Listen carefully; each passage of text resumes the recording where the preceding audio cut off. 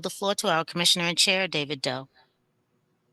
Good morning, everyone. The time is 10:17, and I call this public hearing to order. Today's rule package is on the proposed rule requiring that all taxi cabs vehicles hacked up be wheelchair accessible vehicle in order to comply with a federal court order requiring that 50% of the city's taxi cabs be attached to a wheelchair accessible taxi cab. I am Commissioner David Doe, and I'm joined here today by Commissioners Bader, Chan, and Mitchell. Before we begin, I'd like to talk briefly about the agency's commitment to accessibility. Accessibility is a core part of our mission. People using wheelchairs have the same rights to transportation options as everyone else. We've made significant progress in building up an accessible fleet over the years, especially when it comes to accessible FHVs. New York City has the most accessible for-hire fleet in the nation. We have nearly 8,000 accessible FHVs, and 90% of the time, the average wait time for a wave is 10 minutes or less. We've also been working to achieve the goal of 50% accessible taxi fleet as part of the Taxis for All campaign legal settlement, while at the same time recognizing that the medallion industry is in a fragile recovery. 42% of our active taxis are currently wheelchair accessible, and Federal Judge Daniels has ordered us to take immediate steps to satisfy the terms of the original settlement. TLC is proposing today's rule package in order to implement that order. Specifically, the order mandates that the TLC immediately take all necessary steps to modify TLC's current 50% rule to implement a 100% rule to ensure that 50% of all active medallions are being operated with a wave by March 31st, 2025, and 50% of all authorized medallions are attached to a wheelchair accessible vehicle by the end of 2028. Today's proposed rules require that all taxi hackups be wheelchair accessible. Repeal the language in our rules that establish a lottery system for the conversion of the fleet, permits rehacks for waves only, and we are also proposing to remove the vehicle retirement hardship exemption that kept taxis on the road for additional years beyond their scheduled retirement. Earlier this year, we adopted a rule allowing waves to stay on the road so long as they pass inspection. I will now hand it over to our General Counsel, Cheryl Oludo, for the public hearing. Cheryl? Speaker is Bhairavi Desai. Hello, this is Bhairavi Desai with the New York Taxi Workers Alliance. I'm sorry, is there a reason that my video is not on? This is the moderator. I did try to promote you to panelist, but it said you declined. I can try again to promote you to panelist. But if it doesn't work, we should just continue on with your testimony.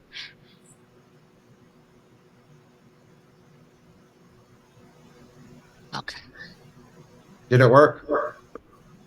Yes, it did say she'll be rejoining as a panelist. Right. Okay. You should be able to turn it on now.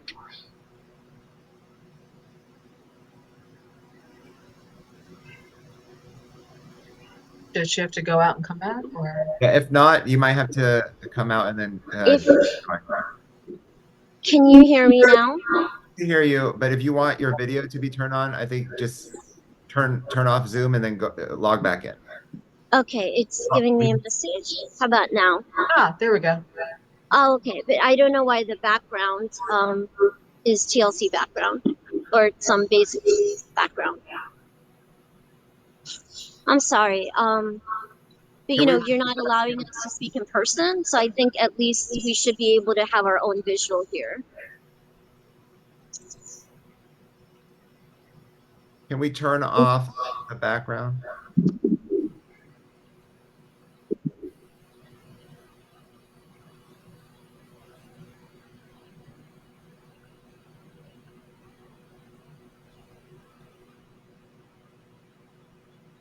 Just for the record, the TLC logo is not showing behind you. It is a gray background, but yes, it's not the TLC logo. Background, but it's it doesn't show the background of where I'm actually standing.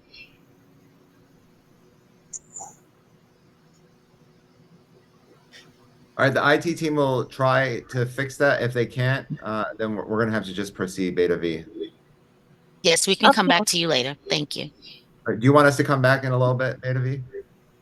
I can speak now, but I would like, there's going to be other speakers that follow me from TWA, and I do hope that you're able to fix that. You know, Okay. I wouldn't make an issue out of this, except we're not there in person. And so at least we want you to see everything. You know, there's a group of us standing here at the corner of Broadway and Murray because we're not able to come in person and testify. This is a really critical hearing. TLC cannot eliminate the hardship extensions that medallion owners desperately need. Wheelchair accessible vehicles can cost as much as $80 to even $90,000. And the extra 2 to 3 years that you can get for an extension is absolutely critical to allow you to save up enough money to be able to invest into and buy that vehicle. Without these extensions, and these are based on hardships, you know, these are not frivolous applications, these are based on hardships. I have seen hardship applications through the years where people have given you bank statements that show that they have $0 in their, you know, in their bank accounts. They'll show you Con Edison bills because they're in arrears, they can't even pay for their electricity. They'll show that their kids have had to drop out of college because they cannot keep up with their expenses. They've had to stop tutoring for their young children because they cannot keep up with their expenses. Maybe what they're not showing you are the grocery bills because of how much people even end up cutting back on groceries because they cannot keep up with these expenses. Hardship applications are absolutely necessary. They tell the story of what has happened in this industry. 10 years ago, when the TLC entered into this settlement, yellow cabs did about close to 500,000 trips every single day. Not since then, you've had the entrance of Uber and Lyft without regulation. At the same time, you've had the impact of COVID. The yellow cab industry has had the slowest post COVID recovery. Today, we're talking about less than 100,000 trips every single day. And the trips are necessary not only for drivers to survive, but the revenue from the trips, the surcharge for the Taxicab Improvement Fund is what's been used to even subsidize, these vehicles. We need the TLC to help us get grants from the city, the state, or the federal government. Because the $14,000 grants that are available today, they've never been even adjusted for inflation. They're simply not enough. We need more support on top of that. We need you to keep the vehicle, the hardship applications, and we need you to understand that there's hundreds of owner 30 drivers seconds who have remaining. I yet thought it to was see per their debt second. forgiven.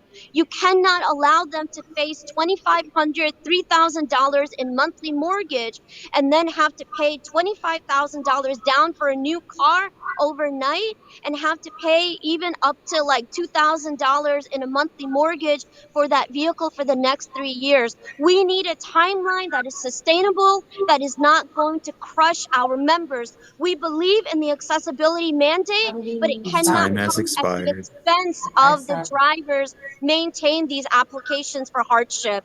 Driver power! Thank you, Beta V. I appreciate your comments.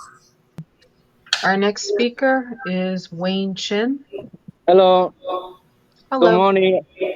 Good morning. My name is Wain Chen. I'm an owner driver and also I'm a member of Neo-Taxi Worker Alliance. Yeah, as a medallion owner, we had to pay the mortgage for your medallion. My loan is not restructured yet, and my bank haven't joined the CDMIP program, so we waiting for the settlement. Why my union try to get the financing for my settlement. I cannot afford to buy the loan or make a commitment to buy the new car. I had to change the new car this month. I cannot change it yet because my medallion loan are not restructured yet, and I stay paying $2,000 a month for my loan, only interest only. And if I had to buy another new car, I had to pay like $1,400 a month.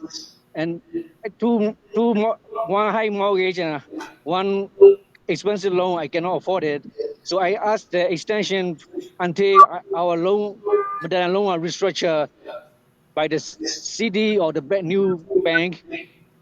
And also we are struggling to make money on the street because of the city policy, adding more license plate for hire bigger on the street. Everybody struggling to find work on the street. FHB, yellow cab, everybody struggling because of the city fare policy. Because you're adding more plate on the street. We don't have enough work to pay for all these expenses. You had to wake up. City had to wake up. Okay, no more driver suicide. Yeah, city had to wake up. We cannot pay for those expenses unless you increase your funding for the wage figure. 2018, the medallion Sienna cost $50,000. 2024, Sienna cost $90,000. $14,000 is not enough. 30,000 or more, you have to support it. Otherwise, we cannot survive. Do you want to we support the ADA rule? Because my late father, is a disabled person. He need wheelchair to get around. I understand that. But at the same time, the city had to support the driver, the owner driver, to pay for all the expenses. At the same time, we don't make enough money to cover all the expenses. Because of your fare policy, putting more plate on the street, we cannot survive. Because we had to struggle finding job on the street. 30 seconds remaining. Okay, so yeah, we need more funding for the wave bigger. Driver power! Use the power! Driver power! Hey, great. And is there a way to turn that background off? I know it happened for other presenters. You can sort of see, I have a lot of members here who come in spottily. Yeah, so we've been trying with the IT team. We haven't been successful, so please go. Okay, I thought it was off for Mr. Mazer, so I'm just curious why it's not off for us.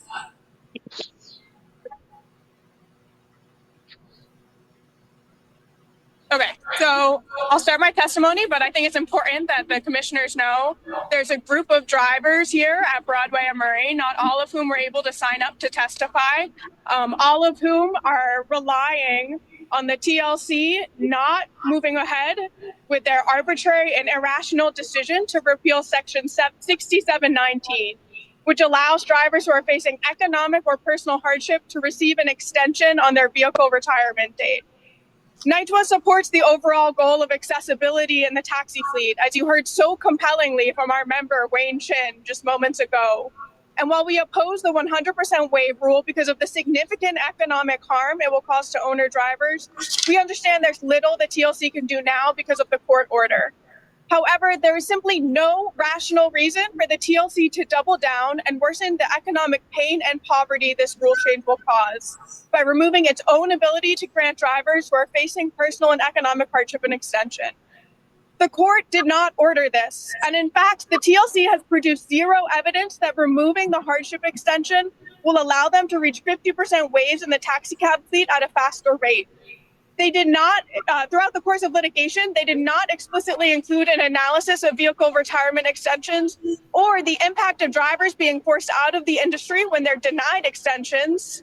And they did not produce that data in the proposed rule package today either. There's simply no evidence that forcing drivers out of the industry, which is what removing extension requests will do, will put more waives on the road. What we do know, however, is that a waive doubles the purchase price of a new vehicle from $40,000 to $80,000. It also increases daily operational costs and maintenance costs. As you've heard from other speakers today, TIF benefits are currently insufficient to cover these increased costs. The Hack-Up grant covers only 18% of the purchase price, and the quarterly maintenance rates have not been increased to reflect historic levels of inflation, even as transportation costs have increased 33% between 2020 to 2023 alone. What's worse, a simple analysis of the TIF fund shows that it could not sustain benefits at current trip levels, even before the mandated change to 100% waives. So that's at half the level that it's going to have to be now. It was only going to remain solvent for another couple of years because TIF is funded through a surcharge on trips, and trips are down. So trips are down, that means drivers are making less money, and TIF is not solvent. They're not providing enough benefits to drivers. Instead of pushing the cost of the wave conversion onto drivers while also taking away the only way that drivers have to get a little bit of breathing room before they 30 seconds ultimately make the remaining. transition to wave, the TLC must focus on finding alternate funding sources to cover the true purchase and operational costs of operating an accessible fleet. That is how we make an accessible transportation system, by funding it, not by pushing drivers further into poverty because the city has repeatedly broken the promises it made to disabled New Yorkers. Thank you.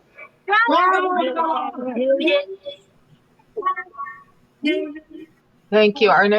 Our next speaker, Dorothy LeConte. Good morning. Thank you for giving me the time to speak. My name is Dorothy LeConte. I've been an operator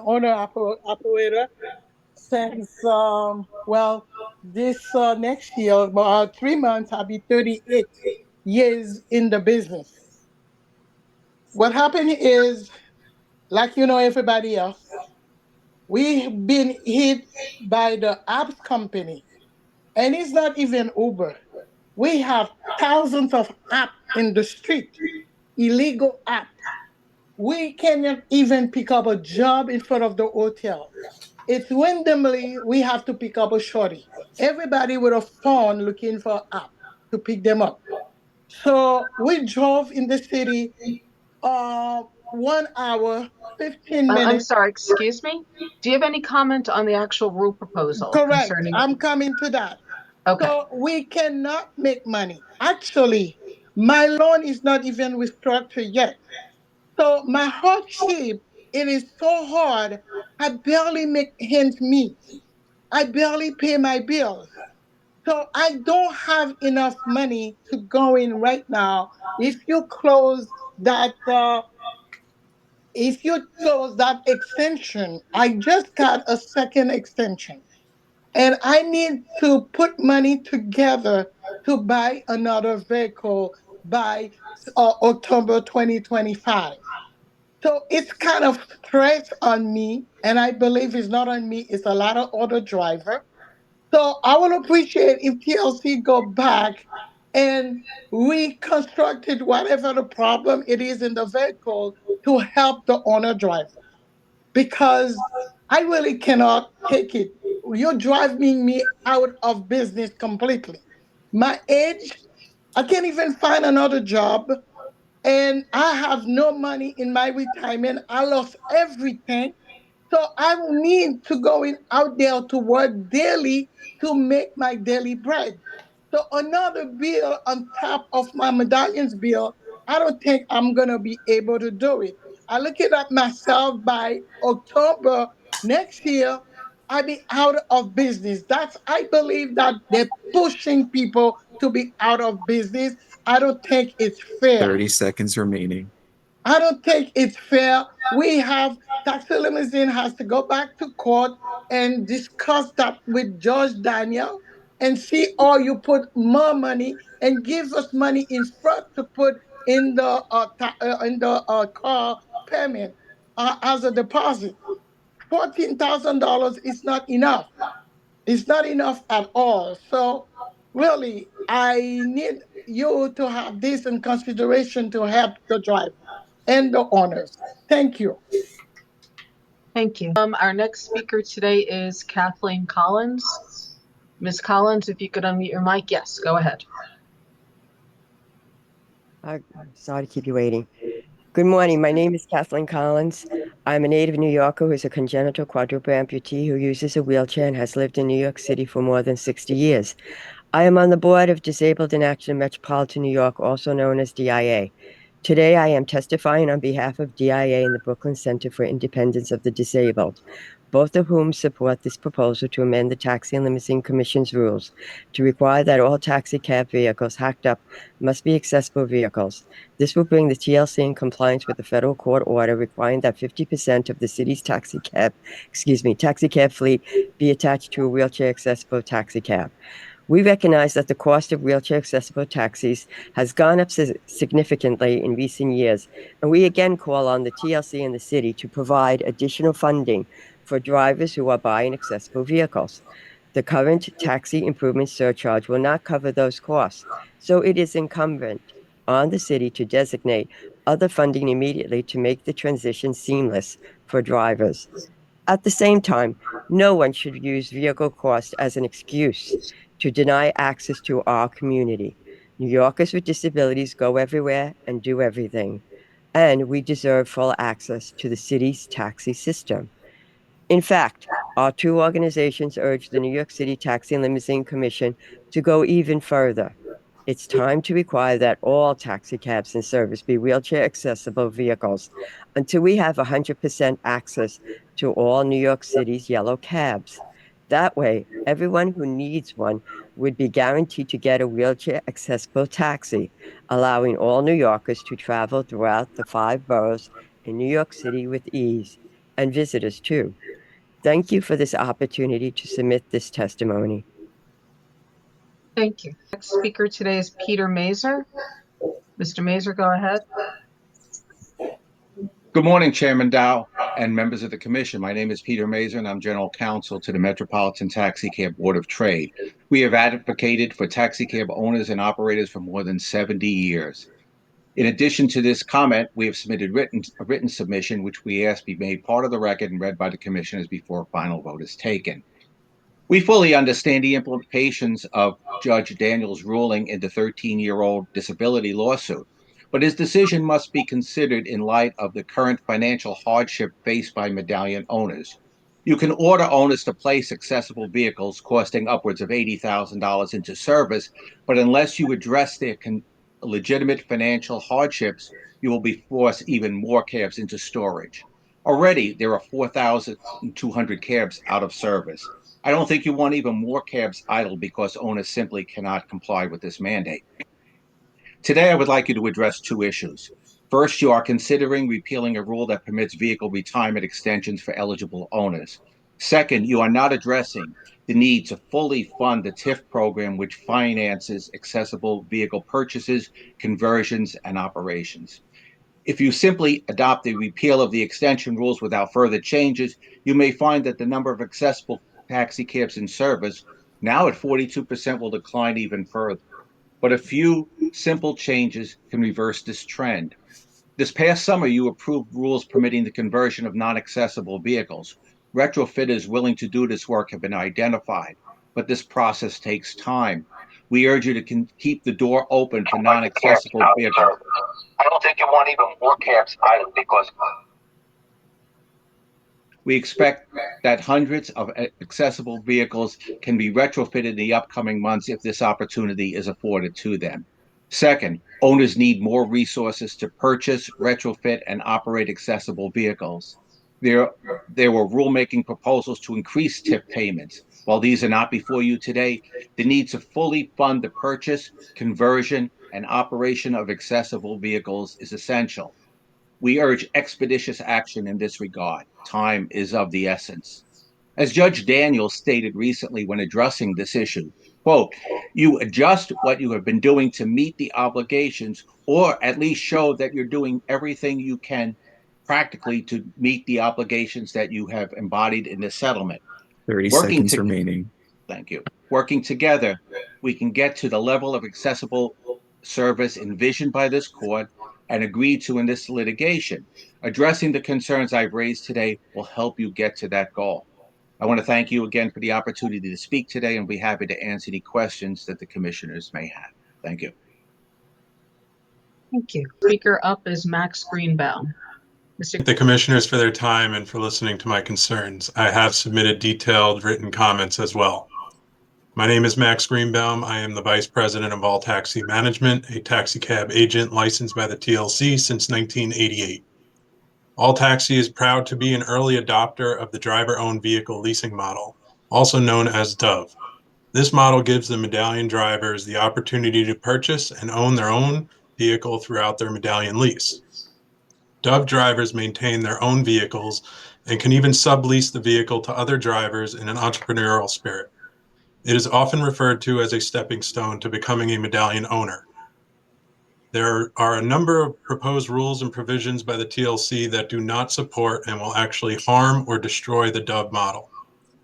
Our primary concern is in regard to rehacks, especially as it relates to DOVE or lease-to-own vehicles and agents. The proposed rules as drafted require that when a medallion with a non-wave vehicle is taken out of operation for any reason, such as the medallion owner passing away, sale of a medallion, or foreclosure, the existing vehicle, which was already approved by the TLC, would have to be replaced by a wheelchair accessible vehicle. Essentially, this renders the existing vehicle worthless as a taxicab, even if it's a brand new vehicle which was already hacked up and approved under the existing TLC rules. To be clear, I am not advocating for any new non-wheelchairs to enter the market for an additional vehicle extensions until compliance is met with the federal court case. I am simply requesting that the vehicles that have already been approved and are already operating under the TLC rules be allowed to be rehacked in limited circumstances. Any other new or used vehicles that are not currently hacked up as a New York City medallion will need to be wheelchair. This not only affects the Dove lease-to-own model, but also the majority of agents who manage third-party medallions. The TLC has a rule that requires the agent to accept 60 days notice should a medallion owner wish to take back their medallion under the proposed rules. If there is currently a non-wave vehicle on the medallion, the existing vehicle will be worthless as a taxicab. The Dove driver will lose their equity in the vehicle the same way an agent will lose their investment in this industry. 30 seconds remaining. Just imagine if you invest a great deal of money in a vehicle and the medallion for this vehicle is put into storage for reasons beyond the agent or driver's control, suddenly your investment is worthless. Thank you. Everyone, for your comments. That concludes our public hearing. Commissioner, I turn it out to you to close the hearing. First and foremost, I want to thank everyone for their public comments today. This is something that is incredibly difficult for the TLC. This is something that we worked on with the court and to advocate for many of our drivers. We told your stories and we were not successful in federal court. And therefore, there was a mandate by Judge Daniels and by the court to get us to 50% by implementing a rule that forces the TLC to do 100% until we reach 50% of active and authorized.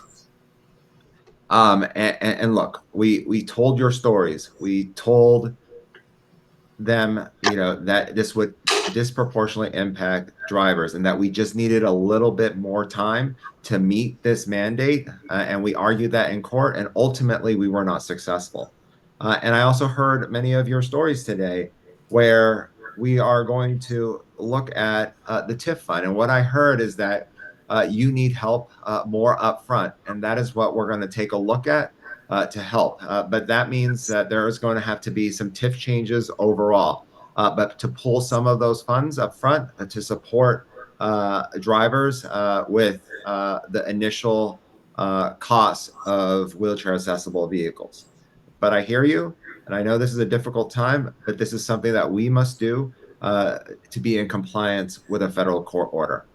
Are there any other commissioners who would like to speak today? I see Paul move. Go ahead, Commissioner Bader. I mean, I agree with your comments relative to the history. I think that the concerns that we've heard are legitimate concerns. And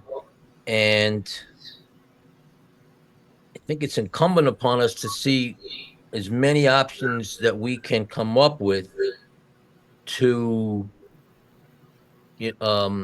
alleviate some of the economic hardships that so many of these drivers are under and will continue to be under if the rule under the circumstances. So I don't have all the needless. So I just it's a very difficult and complicated situation, needless to say.